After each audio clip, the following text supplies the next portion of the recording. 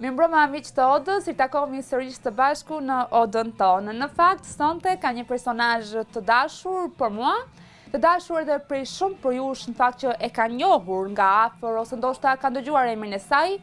Flogerta Krypi është një autore e re, është një vajzë që në fakt dashurinë e saj për librin, për shkrimin, për kulturën dhe artin, nuk e ka lënë thjesht në kapakët e një libri, por e trajton her pas here dhe në rrjetet sociale.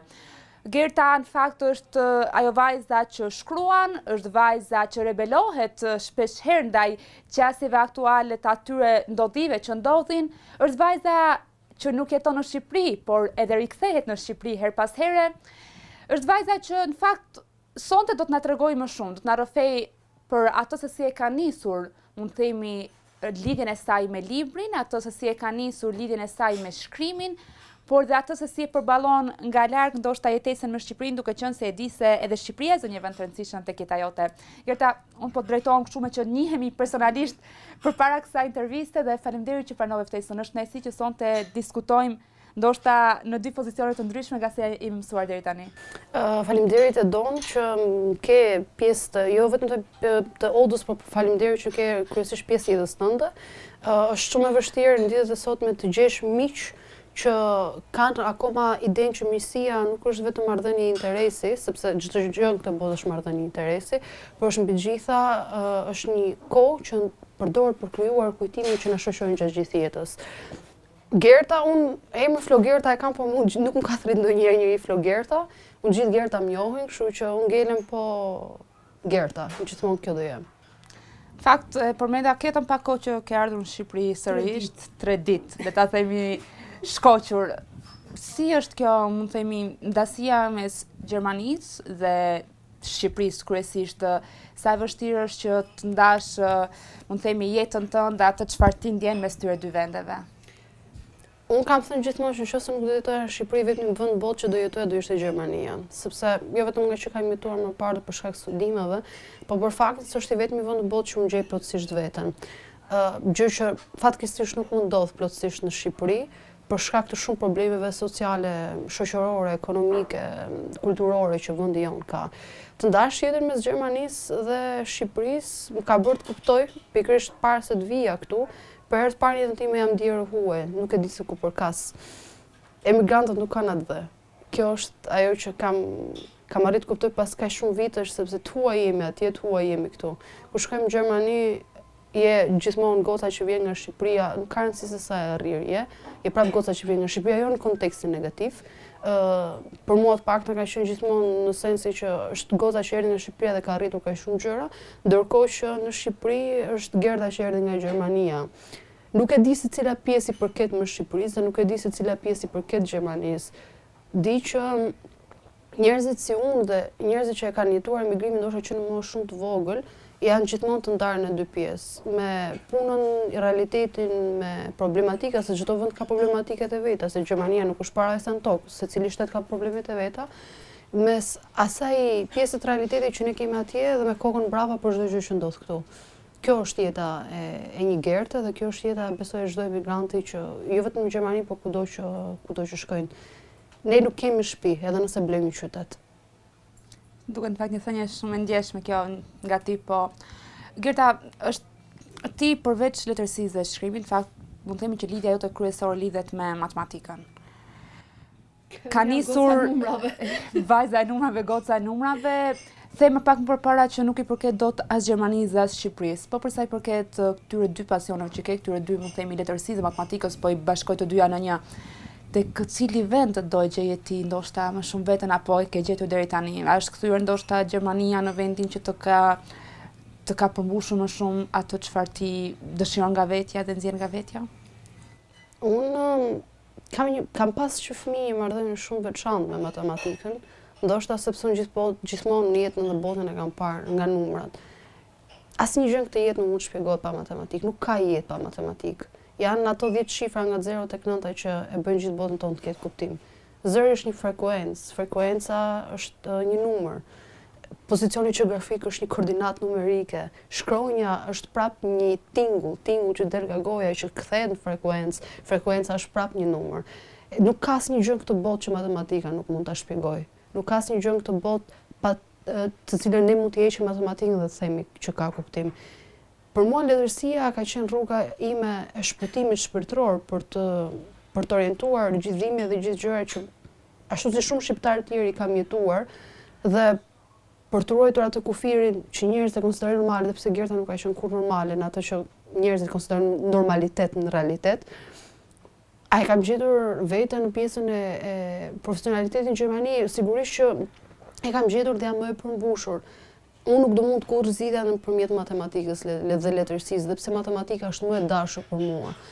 Duke qesharake kur e dëgjon, sepse njerëzit e dinë se çfarë raporti kam unë me leximin kryesisht, përpara se të kaloj tek shkrimet, se unë kam thënë gjithmonë, unë jam një shkrimtare e formuar nga leximi, nuk jam një shkrimtare që u zgjua një ditë bukur dhe shkroj një perlë dhe njerëzit thanë kjo që ka një shkrimtare e zakonshëm, nuk jam. Nuk jam, unë nuk kam për të thënë kur vetes epitete që nuk i meritoj. Madje edhe emri shkrimtare është një emër që nuk e kam fituar, edhe pavarësisht se fitova çmimin e inkurajimit në panajirin e librit, pavarësisht marrëdhënies që kam krijuar dhe me shumë lexues të tjerë, unë nuk jam shkrimtare. Dhe njerëzit këtë duhet ta kuptojnë. Unë jam Gerta e financës dhe unë do jem gjithmonë financiere, do jem gjithmonë njeriu që në kohën e lirë shkarkon teste matematike dhe i zgjidh. Dhe kjo është një gjë që nuk e kuptojnë as në Gjermani as këtu. Kam qenë gjithmonë ajo goca që në kafe që duke zgjidhur ushtrimet e financës dhe njerëzit shikonin, çfarë bën në shkollë e lirë, po zgjidh ushtrimet e financës. Si në shkollë, jo, e kam mbaruar shkollën thjesht kam qef të zgjidh ushtrimet e financës. Kjo është një gjë që njerëzit nuk e kuptojnë, dhe unë nuk përpiqem më t'ia shpjegoj se dikur mendoja që e kisha të nevojshme që njerëzit ta kuptonin atë që unë bëja. Sot jo. Nëse dikush kërkon të më ketë në jetën e tij ose mendon që unë jam më nevojshme për që në jetën e tij, si mashkull, si grua, si burr, se edhe këto terma duhet i heqim, si grua, si burr, si vajzë, si djalë, si prindër, si njerëz njohur apo të panjohur. Unë nuk do ndryshoj asnjë gjë nga vetja për t'ju përshtatur një realiteti që njerëzit ta kuptojnë se si është Gerta. Do të ndryshoja gjëra nga vetja ashtu siç kam ndryshuar, si jemi gjithmonë në proces ndryshimi, për të bërë një njeri më i mirë, por jo për t'i treguar njerëzve që unë do dua t'i përshtatem botës tënde dhe prandaj unë po ndryshoj. Ka pas shumë njerëz që më kanë kërkuar të heq dorë nga libra, dhe familjar të mi, edhe njerëz shumë të dashur në zemrën time. Nga librat, nga shkrimet mos lexo kaq shumë. Kjo është fjalia që dëgjojmë shpesh nga gjithë, po pse lexon kaq shumë? Apo njerëz që më kanë thënë, mos i përkushto kaq shumë punës, se një punë është në fundit. Unë nuk mund t'i bëj këtë gjëra, sepse në momenti që unë të ndaloj si bëj këtë gjëra, atëherë unë nuk jam më Gerta. Jam dikush i formuar nga shoqëria dhe sado ndikim mund të ketë realiteti që na rrethon, unë nuk do mundesha kurrësi që të hiqja copzat e mia më të mira për t'u bërë e pranueshme nga të tjerët. Nuk e bëj dot. Edhe ndoshta kjo do jetë ajo që do më pengoj gjatë gjithë jetës për të qenë 100% aty ku unë mendoj se mund të arrij, për shkak të potencialit që kam, por dhe për dashurinë e madhe që kam për dijen. Se njerëzit duhet ta kuptojnë që të lexosh nuk ka të bëjë për të treguar që shiko se në kohën e sotme njerëzit nuk lexojnë edhe hajt se është dikush që lexon. Unë lexoj sepse nuk di. Unë lexoj sepse kam frikë të vdes e paditur. Edhe e di që do të vdes e tillë, nuk ka rëndësi se sa lexoj, ama e di që do të zvogloj paditurinë time çdo ditë nga pak. Fakt Gerta, me që po flasim, më ngjason sikur e gjithë kjo që ti sapo the, shumë reale dhe shumë e ndjer nga ana jote, duket sikur është pothuajse ajo çfarë unë kam lexuar në kapakët e këtij libri. Gjithçka rreth asgjës. Është gjithçka rreth asgjës, është pikërisht mund të themi ke shkrirë letërsinë dhe matematikën. Është vërtet. Ke shkrirë të mospranimin deri diku nga bota që e përmend edhe pak më përpara, ke shkrirë gjithë këto ndjenja, gjithë këto ato çfarë ti mendon për ndoshta mënyrën se si të tjerë të shohin dhe mënyrën se si e sheh veten. Dhe është pikërisht ky roman me cilin ti e prezantuar dhe në panajirin e librit të vitit kaluar. Janë dy novela që fituan edhe çmimin inkurajues për originalitetin në njerëzor, do shkruarin në njerëzores. Unë e kam lexuar padyshim librin dhe her pas here ti në fakt paktën tek më bli një kujtim ti je futur në lëkurën e një burri, ta quajmë një mashkulli. Por nga ana tjetër janë inicialet e emrit tënd, nga ana tjetër je ti. Ne sqaroj, patëm ma sqaroj mua personalisht.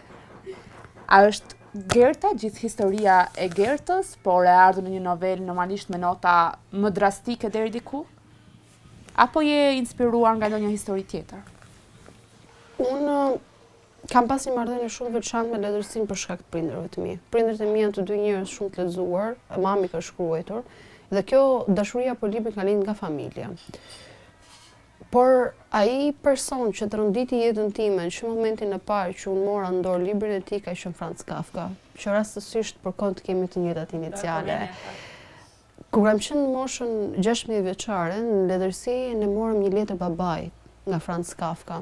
Kisha lexuar shumë libra të tjerë, i kam lexuar gjithë librat që kishim në bibliotekën e shkollës, dhe në momentin që unë kam lexuar një letër babait, ka qenë dita që kam kuptuar që letërsia nuk ishte imagjinat. Letërsia ishte realiteti që ne nuk ja thonim dot njerëzve, prandaj krijonim histori të ngjashme apo situata të ngjashme për shpalosur gjithë gjërat që ne nuk dinim të thonim. Pavarësisht se në fakt letër babait është një letër që Franz Kafka ja ka shkruar teatrit, dhe pse shumë njerëz atë mendojnë si novela apo si roman, nuk është e tillë. Është një letër e vërtetë që Franz Kafka ja ka shkruar teatrit dhe nuk ka patur kurrë guximin t'ia japi.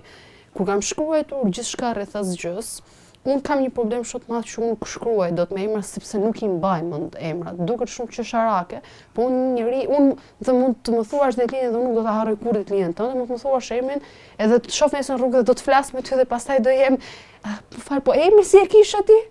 Është një problem që unë e kam dhe kjo ka qenë një gjë që mua më ka penguar në fakt edhe në zhvillimin e historive.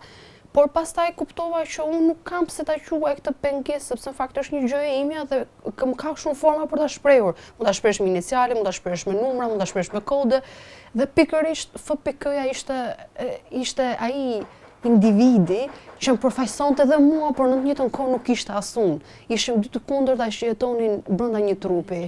Dhe kjo është arsyeja sepse të dyja novelat, dhe njëherë më bli një kujtim personazhi kryesor është një burr dhe tek dyta njerëz është një grua, zgjodha të kem të njëjtat iniciale për treguar dy anët të njëjtës monedhe. Dy anët e mia. Unë jam rritur në një shoqëri, jo vetëm unë, pjesa më e madhe e grave shqiptare në një shoqëri shumë maskiliste, por ndryshe nga shumë gra të tjera, unë kam qenë gjithmonë, po të shikoje Gertën në të veçanë në gjimnaz, ishin 15 çunat e klasës dhe Gerta. Unë isha pjesë e grupit, nuk isha një nga gocat e klasës, isha thjesht Gerta. Unë isha njeriu që nuk kishte gjini. Ishte thjesht Gerta që në fiziologjinë e vet përfaqësonte gjininë femërore, por që në karakterin e saj ishte gjithmonë goca që shifte futboll, që luante me çunat, që rrinte me çunat. Dhe kjo isha, dhe doja jetoja të dyja në të njëjtën kohë, dhe vjen një moment që ti nuk e di se kush je më, se çfarë je. Domethënë, unë e dashuroj qenurit grua, e dashuroj qenin time ashtu siç jam lindur, por në të njëjtën kohë karakteri im u formsua nga ky lloj realiteti, dhe prandaj e ndava në këtë lloj forme sepse të dy anët e mia të karakterit. Në pjesën e parë që është historia e një matematicieni që nuk u bë kurrë matematicien, dhe nga krahu tjetër e një shkrimtari që vuante nga fantazmat e veta, se fantazmat i gjen kudo. Dhe prandaj mendova ti zhvillloj në këtë lloj forme. Bli një kujtim është deri diku një histori e vërtet për shkak se gjatë kohës në fakt po jetoja në Gjermani, në Fulda, një komshi aty ku ishte vrau veten. Dhe të gjithë njerëzit krijuan hipoteza të ndryshme se pse ky njeri e kishte vrarë veten. Ky burrë parashtron disa hipoteza. Dhe të gjitha gjërat që në fakt ne dëgjojmë dhe nga vetëbrasit shumëta, çdo kush ka një variant të vet historisë, po kush është e vërteta? Kjo është ajo që njerëzit nuk mund kursesi ta dinë, sepse ajo çfarë ti ke brenda vetes, sado që të përpiqesh ta shpjegosh të tjerët, nuk do arri kurrë të përçohet tek tjetri ashtu siç ti e ndjen. Ka njerëz që vetvrasjen e konsiderojnë gjë më të konsiderojnë si frikatësa. Ka njerëz që mendojnë që do të jesh shumë trim për t'i dhënë fund jetës. Kjo është një thik me dy presa që ti mund ta shohësh nga cili krah. Sigurisht nuk është një gjë që asgjë të tjerëve që ta bëjnë, se është e tmerrshme po ta thuash këtë lloj forme. Por kur e kam përfunduar shumë lexues librin dhe i kam pyetur për novelen e parë, sepse me thënë të drejtën atë e kam pas më të dashur se sa novelen e dytë, edhe pse mund të duket pak si zakonisht shkrimtarët, autorët nuk i ndajnë dot ndoshta veprat dhe pikërisht dhe unë fakt e kam pas më të dashur pikërisht për faktin që unë nuk doja që FPK të vdiste. Dhe në fakt libri ka qenë që ai nuk vdiste, ai zgjidhte dashurinë mbi të gjitha. Por si mund të jetonte FPK-ja kur gjëja që ai e bënte FPK-n, pra matematika nuk ishte më pjesë e kujtimeve të FPK-s. Dhe kur i kam pyetur të gjithë lexuesit, çfarë mendon, a duhet vdiste FPK? Të gjithë njerëzit më kanë thënë që ajo ishte gjëja që FPK-ja duhet bënte, sepse FPK-ja nuk ishte FPK nëse nuk ishte matematika. Dhe kjo është ndoshta një fatalitet shoqëror që ne e jetojmë dhe çdo ditë në forma të ndryshme, por kjo ishte realiteti i një personazhi që mbi të gjitha frymonte, sepse matematika ishte pjesë e jetës së tij. Ai llogariste çdo gjë, ai llogariste kohën, rrugët, hapat. Në fakt kanë të ilustruara, çfarë bën përshtypje është që në faqet e librit, unë do përpiqem të gjej tani ndoshta edhe një nga faqet ku të ketë një anë të ilustruara, pra edhe në është edhe kjo puna, mënyra se si ai punonte, ai kishte një grafik pune, sepse ai në fakt u bë financier për të mos humbur matematikën, po edhe për të kënaqur. Atë dhe ai ndante dosje sipas vështirësive dhe jo vështirësive, mos sa kohës që atij i duhej, se për të nuk ishte vështirë, kohës që atij i duhej për zgjidhur dhe ky ishte grafiku, dikush i ndante i dal me alfabet, dikush sipas viteve, ai ndante sipas kohës, sepse gjithçka ishte regjistruar matematikisht. Dhe në fund është krijuar një ushtrim matematikor, për shkak se kur e përfundova novelën, e lexova, ja dërgova edhe disa personave, pata përshtypje shumë pozitive dhe gjithë më thonin që shumë okay. Kishte diçka që nuk shkonte, ishte diçka, unë nuk kisha një provë që FPK ishte një gjeni, sepse për mua ai ishte një gjeni. Dhe në fakt në atë periudhë kam jetuar me Dajen, që është dhe personi që e kam pushtuar librin, sepse realisht më ka dhënë Fatmirqefalia, sepse realisht më ka dhënë gjithë hapësirën e duhur për ta shkruar këtë libër. Ka qenë ditë e shtunë dhe nuk e harroj, sepse ula dhe thash ka një gjë që nuk shkon me këtë libër dhe pikërisht mungonte një provë që ai ishte një gjeni dhe prandaj ai duhet të vdiste, sepse ai ishte realisht një gjeni. Dhe jam ulur, Daja ishte në punë që zakonisht nuk punon të shtuna dhe ka ardhur në orën 7 të darkës dhe unë kam qenë 9 orë gjys e ulur në karrike dhe isha siç isha me bizhame nga mëngjesi, akoma nuk kisha pirë, nuk kisha ngrënë dhe mbas 9 orës së gjysmë ai ka gjetur të gjithë vendin të mbuluar me letra, sepse kisha bërë aq shumë prova dhe aq shumë ushtrime dhe nuk dilte, nuk kishte një gjë që nuk shkonte. Dhe në fund kur ai më thonë se kam një gjë që unë shkruaj që vetëm me muzikë klasike shumë të errët, kam shkruar me Tartinin, këtë Devil's Trail, me gjatë kohës që kam qenë duke punuar dhe ishte edhe tha, Daja tha sa që në shtëpi tham duket as sikur po shkoj shpella Drakulës, çka ke bërë kështu? Dhe ishte shtëpia komplet mbulur me letra, dhe unë që vetë thash Daja, thash e gjeta zgjidhjen. Eureka. Edhe ai që ishte, ç'a zgjidhje? Thash unë, kisha harruar, tash duhet krijuar një ushtrim. Daja tha sa orë ke thash rri ulur sepse ai po shikonte shtëpisë ishte. Thash unë, se di thash shkur hike ti? Daja tha unë kam 9 orë që s'jam në shtëpi. Njerëzit e kanë konsideruar si një provë shumë të rëndësishme që edhe askush nuk mund ta shpjegojë se si mund të dalin në mënyrë të përkryer të gjitha numrat, as unë nuk di ta shpjegoj. Ama di që matematika nuk të lën kurrë në balkë. Gert, në fakt, a nuk e pasur ndonjë frikë që lexuesi yt, lexuesi i këtij libri, ndoshta lexuesi që do më shumë matematikën nuk do i pëlqej letërsia dhe ai lexuesi i afërt me letërsi nuk do i pëlqej matematika që ti ke futur brenda librit. Si e ke parti të paktën dhe si është pritur nga lexuesit e tu? Gjëja më e bukur që më ka ndodhur nga ky libër ka qenë që të gjithë njerëzit që unë njoh e urrejnë matematikën, sepse nuk e kuptojnë matematikën.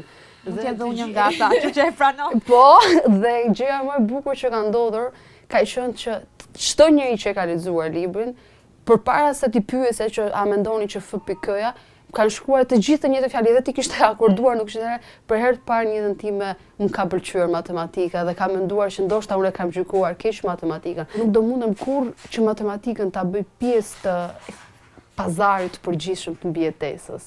Unë nuk do mund kurrë ta shisja matematikën.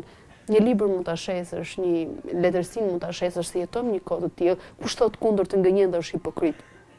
E dashuron gjithçka që të vjen nga libri, qoftë dhe intervistat, qoftë dhe atë pjesën që lexuesit të ndalon në rrugë apo të shkruan. Fama shumë joshse, kur çdo që thot kundër të ngënjen, por nëse ti humb njerëzillikun dhe ti humb ndjenjen e të qenurit njeri, sepse fama të ushqen më shumë se të ushqen letërsia. Nëse ti ke bërë pazarin me letërsinë, ashtu siç thotë Ernesto Safta, gjëja më e vështirë sot është të ruash letërsinë pa e shitur, atëherë ti ke prostituar shpirtin. Edhe që se arrin në këtë pikë, letërsia jote nuk ka më vlerë. Çfarë do gjë që të shkruash? Në fakt biseda jonë është shumë e ndjerë, Gerta, janë ndoshta gjëra që nuk i kemi thënë, nuk janë thënë përpara, edhe pse ti ke bërë shumë intervista, le të themi emri ka qarkulluar shpesh jo vetëm në televizion, jo vetëm në rrjetet sociale, unë e përmenda pak më përpara që përveç kësaj anës tënde si një e dhënë pas matematikës dhe e dhënë pas leximit dhe shkrimit, je shumë aktive dhe kritike deri diku ndaj ngjarjeve që shpesh ndodhin, sidomos ato lidhur me kulturën. Ke pasur patën 2 ngjarje të shënuara që kanë qarkulluar masivisht në rrjetet sociale, ka qenë një reagim yti gjatë një takimi me ish ambasadoren Romana Vlautin, ndërsa vetëm vitin e kaluar ishte një tjetër reagim kundrejt Ministrisë së Kulturës në tërësi si institucion, por edhe institucioneve përgjegjëse. Faktu unë do ftoja të ndiqnim pak të dyja reagimet për t'ia rikthyer edhe një herë në kujtesë publikut ato çfarë ka ndodhur dhe për çfarë po flasim, dhe për t'u rikthyer sërish tek biseda jonë për të na sqaruar ndoshta pse vijnë këto reagime nga një person si ti, ndoshta që je lidhur me artin dhe ndjen nga afër. Kjo thirrje shkon për gjitha institucionet duke nisur me Ministrinë e Shkatrimit të Kulturës Shqiptare, përfaqësuar nga zonja Mira Akumbaro, që i ka dhënë fund Bibliotekës Kombëtare përpara disa muajsh janë shkatruar 12.000 libra dhe sot asnjëri nuk mban përgjegjësi. Jemi i vetmi shtet në botë i cili nuk ka bibliotekë kombëtare për 3 vitesh dhe të gjithë studentët shqiptar lënë kartën e identitetit te Biblioteka Kombëtare për të marrë një libër dhe ky është turpi i Zotit. Jemi i vetmi shtet në botë që nuk ka asnjë bibliotekë në asnjë njësi qendrore dhe bibliotekat e shkollave financohen nga studentët dhe mblidhen nga njerëz si unë që jetojnë në Gjermani për të mbushur bibliotekat e shkollës. Gerta, ndoqën pra, këto kanë qenë, mund të themi, 2 nga ngjarjet, shpërthimet e tua, ti quajmë kështu, që u prit në fakt, mund ta them që ka pasur reagime shumë pozitive ndaj teje. Ndoshta unë kam qenë personazhi i parë në Shqipëri që është bërë i famshëm pa u zhveshur.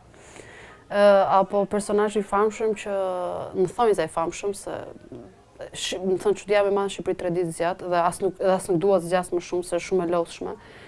Isha ndër të paktat gra shqiptare që dolin në fokus, flas për vajzat e reja dhe për kohën që flasim sot për gratë që janë të rritur profesionalisht apo kanë pasur një jetë që nuk u bën të famshme sepse kishin një të dashur bos, sepse vesh gjëra të shtrenjta, sepse udhton, sepse ka një jetë luksoze. Gerta nuk ka lidhje me asgjë nga këto. As edhe sikur të arrijë një ditë që të jem në një stat të tillë ekonomik, Gerta prap bluzën 10 euro ka për ta bler. Ndoshta njerëzit nuk e kuptojnë këtë gjë. Po se kupton motra ime, që e kam në shtëpi. Nuk mund të pres ta kuptojnë të tjerët. Reagimi ndaj nuk ka qenë ndaj zonjës Vlautin apo ka qenë nuk ka qenë shpërthim, nuk ka qenë shpërthim. Ka qenë kishte plasur cipa. Kishte plasur cipa aq fort sa që nuk mban dot më. Ti ishte një teatr aq i neveritshëm. Ti ke aty një grup njerëzish të cilëve janë dhënë dhe pyetjet gati, janë tulur aty, që ato nuk kuptojnë shqip, jo më anglisht, shqip, nuk e kuptojnë shqipen pastër. Janë ulur aty, kanë mundësinë që të thonë diçka për Shqipërinë, që diçka të ndryshojë, që ose mos jo të ndryshojë, por të paktën të thuhet me zot lart diku. Se s'po e thon as në vend 20 lart, dhe ato zgjedhin jo po pse diplomat tona nuk njihen në Bashkimin Evropian, ka qenë një nga pyetjet. Po pse nuk pyet ministrën tanë të ndërsimit për këtë? Sa përveç faktit që ishin tema komplet tjera, se ne po flisnim se çfarë po pengonte reformën në drejtësi që të kalonte dhe të kishte realisht një reformim të klasës politike në Shqipëri, çfarë po ndodhte në atë moment, ishin të paaft për krijuar një pyetje dhe ky është problemi më i madh i shoqërisë shqiptare. Ne nuk dimë të bëjmë pyetje. Ne kemi paaftësi për të formuluar dhe strukturuar pyetje. Dhe duke parë të teatrin e neveritshëm që po luaj, sepse Gerta ka bërë dhe reagime të tjera që janë mbyllur kamerat ose është nxjerr Gerta jashtë. Mua nuk më intereson, unë prap kam për t'i bërë. Dhe jo për të dukur që shiko se hajtë se po flet njëra apo të bien në vëmendje, se nuk kam unë nevojë për këtë vëmendje. Se ashtu siç ka pasur njerëz që realisht 90% mund të them kanë patur reagime shumë pozitive, kanë pas edhe nga ato që ka thënë që Gerta e ka paguar filan parti që të shkojë për të dhënë atje, ndërkohë që Gerta Që ne paguar Gerta? Shumë të shohësh llogarinë time bankare, nuk e di si ku janë milionat. Më thënë, ka pas edhe reagime të kësaj natyre. Jo, po si u fut ajo deri në kryeministri, kush e ka lënë atë? Gerta ka pjesë e shoqërisë civile shqiptare për shumë vitesh. Gerta është e ftuar në çdo takim, derisa Gerta filloi të reagonte dhe se fillim të marrin kështu me të qeshur, se shoqërisht se folit njëra. Pastaj të heqin nga listat, nuk ftojnë më as në takime, sepse ti je problemi, ti je ajo që flet, ti je ajo që ja përplas njerëzve gjërat në fytyrë. Pastaj fillojnë dhe, më thënë, kudo njofton njëri se kaq është Shqipëria, njofton njëri tjetrin.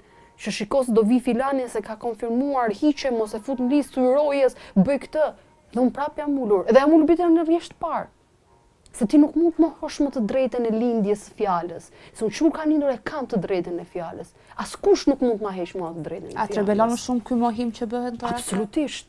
Absolutisht, dhe ajo që është akoma dhe më e neveritshme që kemi në klasën politike shqiptare dhe në klasën shoqërisë civile shqiptare, se kjo është pjesa që ma caron dhe këtu më irritohet shpirti, është që ne nuk japim të drejtën e lindur tjetër për të shprehur ashtu siç është, për të thënë realitetin ashtu siç është. Realisht kur ndodhi ajo shpërthimi, reagimi, mund ta quajmë si të doni, me përballja me zonjën Vlautin edhe me shumë ministra dhe ambasadorë që kanë qenë në takim nga Bashkimi Evropian, nuk e kam menduar sepse thash nuk ka qenë reagimi im i parë. Por ka qenë hera e parë, që dhe më vjen shumë keq se ajo ka qenë anglishtja më e keqe e jetës time, por kam qenë tmerrsisht shumë e irrituar sepse nga i teatri që po luhej aty, dhe ishte ndoshta hera e parë sepse unë shumë herë kisha folur në shqip dhe atë ju ishte përkthyer gabimisht dhe këtë e kam marrë vesh shumë vonë. Edhe i thash vetes ashtu ti thash trof që ke studiuar në anglisht, që i bërë studimet anglisht, trof thashu që ke qenë 8 vjeç që flet anglisht, thash edhe një herë që ke për të folur, ja kam thënë vetes të fjalë nuk e dhe prandaj atë ditë unë kam folur në anglisht. Edhe kam folur me thash ka qenë anglishtja më e keqe jetës time, por kam qenë realisht shumë irrituar. Dhe ka qenë hera e parë që mori atë lloj reagimi, sepse përveç se askush nuk e priste, edhe askush nuk mendonte që do të flisen atë mënyrë, se tash kanë ndodhur reagime të tjera për janë përkthyer gabimisht, sepse ato kanë kufjet në vesh. Ishte ndoshta hera e parë që dilte dikush nga shoqëria civile shqiptare që askush nuk mund ta kontrollonte. Se mua nuk kam fije nga askush. Prandaj të kanë frikë. Sa ato e dinë që ti je e lirë. Liria i trëm njerëzit. Njerëzit mendojnë se janë të lirë, gratë, burrat, sepse dalin natën, bëjnë qef, pinë një gotë raki dhe mendojnë se kjo nuk është liri. Kjo nuk është liri, se do kaloj ajo 10 minuta, një ditë, 2 ditë është. Po pastaj, që do bësh pastaj? Kurse përsa i përket Ministrisë Kulturës... Se mund të bëj një pyetje të kjo Ministrisë Kulturës. A ishte reagimi yt sepse, është pritur, ka pasur që është pritur pozitivisht, ka pasur dhe ndoshta reagime negative, a ka qenë reagimi yt i nxitur nga fakti që ke pritur një tjetër çmim nga panajiri i librit, Unë nuk kam prit asnjë çmim nga panajiri i librit, se librin e Gertës, shkrimtarët shqiptar botojnë për ta paguar librin. Kështu që unë të pres që të marr një çmim me lekët që kam harxhuar për të botuar librin tim, është shumë ironike. Do të thënë njerëzit që presin të marrin çmime kulture apo dalin dhe unë nuk e kam nxjerr asnjëherë atë çmim. E kam fituar dhe kam nxjerr vetëm ato që ka dalë te ekranet e televizorit dhe unë as nuk e kam postuar ndonjëherë. Po shikosh rrjetet e mia sociale që Gerta fitoi çmimin në Ukrainë për shkrimtarët e ri. Sigurisht që jam mirënjohës, është hipokrizi të thuash të kundërt. Është vlerësim, sido që tjetër. Vlerësim që libri i një goce që jeton me familjen në Shkozë dhe mezi del fundi muajit është lexuar nga njerëz që merren gjithjetën me letërsinë.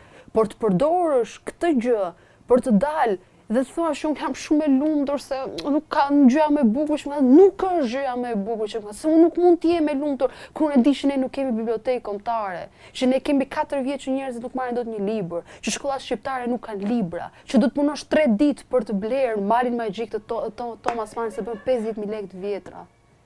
Më gjej një shqiptar që mund të hajë 50.000 lekë për të blerë 3 vëllime të Thomas Mannit, malit magjik, 2 vëllime, më fal. Kush e blen? Se jetojmë me rrogat e Afrikës, po me çmimet janë se çmimet janë si në Gjermani. Kjo është ajo që t'irriton. Dhe ti del dhe më bën fotografi edhe më thua pastaj hajt takojmë thot për një libër, hajt takojmë flasim për të bërë ti fotografi. Që ti njerëzit shohin që Gerta lexon apo edhe ja 10 njerëz tjera. Shikoj pak fotot aty në Ministrisë Kulturës, më gjej një fytyrë të re. Kemi 10 vite që fotografojmë të njëjtë njerëz, janë pasarela këto, nuk janë libra. Këto nuk janë aktivitete kulture. Dhe ti deri dhe më flet mua në panajirin e librit, për librin, ndërkohë që shqiptarët punojnë 3 ditë për të blerë një libër, ndërkohë që kur vjen shtatori është mallkim për çdo familje shqiptare se nuk blejnë dot librat e shkollës. Ne po rrisim një komb ignorant. Edhe kjo është ajo që askush nuk e thot, sepse librat e shkollave tona janë të bërë me Google Translate. Janë shumë pak shtëpi botuese që realisht investojnë që ato libra që dalin që shqojnë për shkollat tjera ashtu siç duhet. Sa gafa janë kapur, sa gabime janë gjetur. Kjo është ajo që duhet reagojmë. Unë nuk pres, ajo nga këtu, nuk pres askund se unë nuk shkruaj për të fituar çmime. Unë jam financiere. Çfarë do lloj gjëje që unë bëj, edhe sikur të bëjmë një ndër shkrimtarët më të mirë në botë, Flogerta Krypi është gjithmonë financiere. Dhe kjo është puna ime dhe ajo që unë dashuroj më së shumti. Ndërkohë që Nëse realisht ato e duan librin, duhet nisë me rindërtimin e bibliotekës kombëtare, me rindërtimin e bibliotekave të lagjeve, me rindërtimin e bibliotekave të shkollave dhe bibliotekave të qyteteve, sepse ne nuk kemi të tilla. Sepse ne i mësojmë fëmijët tanë që po të lexosh është turp. E di si vjen panajër për të bërë fotografi që janë duke shkruar tek libri. Prindrit vetë i mësojnë fëmijët e tyre që shkonin bënin ca fotografi dhe fëmijët dalin dhe nuk blejnë një libër. Pastaj ke edhe nga ato që kanë mbledhur 200 lekëshin që jep mami për javën, siç ma jep të mua më dikur dhe i ma dikur 500 lekëshin e javës, dhe ke kushtuar 12.000 lekë vjetra dhe gjen kush është libri që kushton më pak, jo librin që ti do të blesh, sepse nuk e blen dot. Nuk e blen dot. Edhe merr një libër të pak në ti ke një libër. Kjo është një llogari që duhet i kërkohet duke nisur që nga institucioneve prindërore, sepse prindi është institucion, nuk është individ. Nuk janë një burrë dhe një grua që janë në shtëpi, janë institucionet e dijes të parat. Se ne jemi imitimi i tyre. Dhe duke përfunduar me ato që sot, edhe sot e 30 vite, ndërtuar një shtet. Se u deshën 30 sekonda për të rënë 30 vite. Kjo është e gjitha. Fakt është një realitet shumë therrës, Gerta, dhe shumë i vërtet. Ne në fakt mendoj që secili prej nesh është në dieni të gjithë kësaj që ndodh, gjithë kësaj që na rrethon, edhe pse nganjëherë jemi shpesh të paaft ose nuk bëjmë ndoshta, nuk marrim ne iniciativën që secili për nesh të paktën të bëjë një hap për ndryshuar diçka, dhe kjo është ajo që na mbetën gjithmonë në hapin zero. Vërtet. Do të ndaleshim edhe tek një pikë tjetër në fakt, tek e fundit, duke qenë se po ja afrohemi edhe fundit bisedës dhe minutazhi na kufizon. Mund themi që larmishmëria e atyre çfarë ti ndjek dhe realizon kapet nga një destinacion në një tjetër, matematika, letërsia, aktivizmi, rebelizmi ndaj qasjeve të ndryshme, por edhe udhëtimi dhe madje udhëtimi sërish i lidhur me librin. Në rrjetet e tua sociale shoh që paktën kohëve të fundit kam parë një nismë ta quaj si të re, buktur është ajo që ti shkon në vendet, pikat kyçe, vendtakimet, varrezat, varet e autorëve, dhe ndoshta deri diku lidhja atyre vendeve me librat dhe autorët e tu të preferuar. Si është, na shpjegon ndoshta pak shkurtimisht, unë kam një faqe për librat që e përdor për librat që lexon Republika e librave, dhe unë kam udhëtuar gjithmonë, se unë bëj dy lloj turizmi, turizmi historik dhe turizmi letrar. Librat që unë kam lexuar dhe kam dashur të shkoj pikërisht në këto vende, tani që më shkruar edhe mundësia ekonomike, sigurisht pagesat në Gjermani janë shumë herë më të mira se këtu dhe udhëtimi nga Gjermania është shumë herë më i lirë se sa këtu. Kam mundësuar që të shkoj në shumë vende të cilat unë kam dashur, rroga ime për kaq shkon, për shtëpisë, për udhëtime dhe për libra, nuk ka asnjë lloj shpenzimi tjetër. Kam shkuar në vende të cilat shkrimtarët e mi preferuar kanë lindur, apo kanë muze të tyre, apo kanë jetuar, apo kanë varrezat e tyre, se ato jetojnë akoma, ato jetojnë me letërsinë që kanë lënë mbrapa, ato jetojnë, se unë nuk shkoj vetëm tek varrezat e shkrimtarëve, unë kam shkuar edhe tek varri Gaussit në Berlin, që është një nga matematicianët që ka, domethënë që i ka dhënë frymë matematikës, domethënë, por këtë vit në fakt kam bërë një tur goxha të larmishëm, e nisa nga Leipzigu, që është ku u zhvillua paneli Leipzigu, pastaj ka në Prag, ku ishte varri Franz Kafkës dhe vendi ku ka lindur, dhe ai shkrimtar, siç e thash, mua më ka frymzuar më të shumti, pastaj në Berlin ku Franz Kafka prap ka jetuar, por janë dhe varret e vëllezërve Grimm dhe shumë shkrimtarëve të tjerë, apo Gaussit që është matematicien.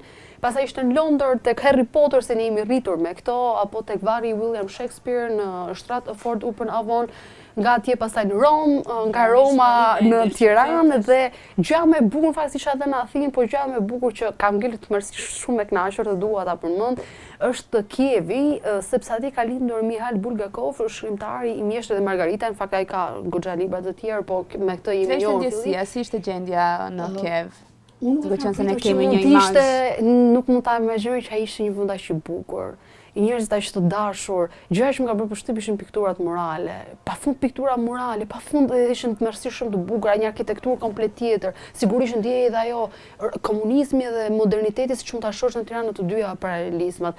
Muzeumi i Bulgakovit ishte i jashtëzakonshëm, jam kënaqur të mërësisht shumë, ka qenë një eksperiencë më të bukura dhe shpresoj tani shumë shpejt, kam shumë dëshirë të iket në Shën Peterburg tek varri Dostojevskit, po është pak e komplikuar, jo viza, jo gjëra, se janë këto gjëra që neve na penalizojnë, por që besoj se do e sistemoj diku. Dhe të udhtosh për të lexuar dhe të lexosh për të udhtuar. Takimi më i rëndësishëm padyshim ka qenë me personazhin, burrin e parë që dashurova, që ka qenë Nemet Çeku, tek djemtë rrugës Pal. Ai është libri që unë kam lexuar 67 herë, tani jam tek hera 67, që nga mosha 8 vjeçare deri më sot që jam 26 vjeçur, pra në 18 vite, si rikthehem gjithmonë.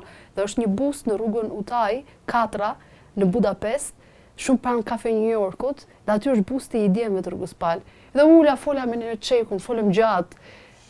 Sigurisht njerëzit të çuditën se nuk mund dalë dikush në orën 7 të darkës të flasë me një statuj, apo mund të flas pish një kafe, ti vlesh kafkës një kafe tek varri dhe ti tregosh se ai nuk i donte që librat i botoheshin. Por unë e kam bërë se ndoshta diku toka do ja çoj shpirtit ato që kisha për t'i thënë, se vdekja flet veç një gjuhë. Dhe unë besoj që dita flas gjuhën e vdekjes. Atë gjuhë që jep jetë prap jetës. Flogerta, mua më vjen keq që duhet ta mbyllim këtu sepse jam e sigurt që biseda dhe gjithë komunikimi për gjithë ato çfarë ke parë dhe çfarë ke ndjekur dhe që deri diku ndan me ndjekësit tu mund të ndikojnë edhe më shumë teksa ndahen edhe mes nesh, por minutazhet janë ato që na kufizojnë her pas here dhe jam e sigurt në fakt që edhe kjo nisma kjo me librat, me autorët, me shkrimtarët nëpër vende ndoshta të caktuara, do ishte një nismë mirë për të kultivuar turizmin me anë të letërsisë, për të afruar ato me të gjithë ndjekësit që ndoshta nuk e kanë parë, nuk e kanë ndjekur nga afër, por tani me disa shtigje letërsie mund të afrohen me këto vende. Unë të falenderoj shumë që ishe pjesë e jona sonte, të falenderoj që ndam së bashku ndoshta disa fjalë shpirti, të thëna ndryshe nga bisedat tona jashtë kamrave, por edhe bisedat e tua që janë bërë her pas here brenda në praninë e kamrave. Presim një libër tjetër nga ti. Shpresojmë. Jam duke punuar me librin Komunituarit, edhe ai do jetë një libër me novela. Është një libër që unë ja kushtoj babait tim, sepse ai është i komunituar i parë që takova. Faleminderit për ftesën, faleminderit për kohën, faleminderit për kujtimet. Miq të Odës, këtu e mbyllim së bashku. Unë ju uroj natën e mirë dhe së bashku do të shihemi të premten tjetër me një tjetër personazh, ndërsa ju ftoj që gjithmonë të kemi një dritare të hapur për autorët e rinj, për të mos mbetur vetëm me imazhet që ne përcjellim çdo ditë në ekranet tona televizive.